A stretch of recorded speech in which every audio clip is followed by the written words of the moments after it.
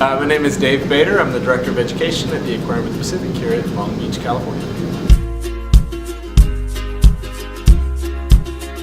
There certainly have been changes, but they've been sort of, I would imagine, imperceptible changes, sort of slowly and incrementally over time. Coastal development is a big deal, but over the last 30 years, we've seen a tremendous number of people who've moved into Southern California, but I'm not sure that you would necessarily recognize that in looking at the coastline itself, but you certainly would see places like Santa Monica, which have grown tremendously in this time frame, and new apartment complexes and condo high-rises and that sort of thing that have developed. If you look at the Port of LA and Long Beach, you'd see big transitions in the sort of industries that have been a big part of what's been here in Los Angeles and Long Beach for that economic engine. It used to be a big naval shipyard.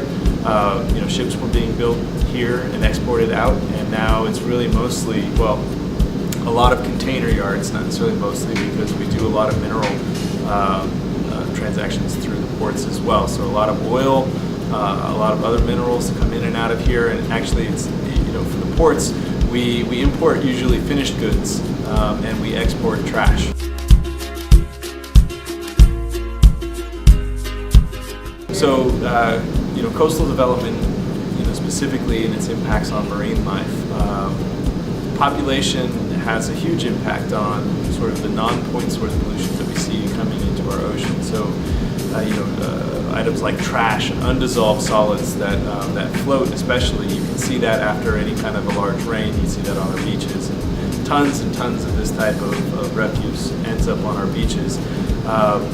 That has an impact for certain, but there is an invisible part of population that we don't really get to see.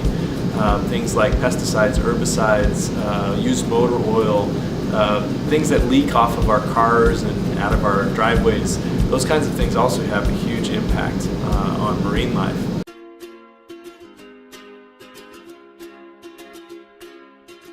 So moving forward, it's going to take a collective effort, and I think that's been our biggest challenge for, name a challenge that we have, and collective effort, I think, is behind the reason why it's stalled and why it's hard to move forward. If we think about those undissolved solids, the plastics and trash that we see coming down our beaches, it's a great example of just a diffuse source of people out there littering. When your one little piece of trash flies away from you don't think too much about it because it's just one little piece of trash. Then you multiply it by 20 million people that live here in the greater LA area, and it becomes a really big deal. So collective effort, collective action has to be the way that we move forward. And the only way to do that is to compromise, is to dialogue, and to really think altruistically and with solidarity. Those are our biggest challenges today. The best way forward is to think as a community and not as an individual, and work towards community solutions.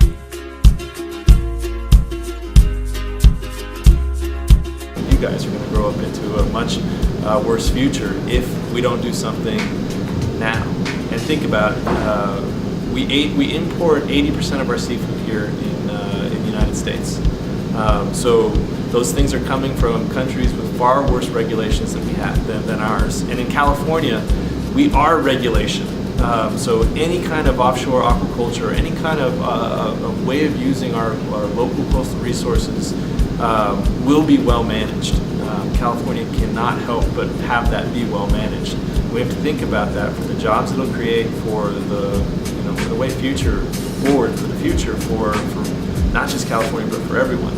California is a leader in absolutely everything, especially now. We have to think about California as the 5th largest economy in the world, or 7th, but I don't know, one of the major economies of the world. If our country is not going to be a leader for us, which hopefully they will, moving forward in a lot of these environmental issues, then California can. And we need to step forward and be a little bit more proactive in thinking about those trade-offs and doing something about it, for the betterment of the world.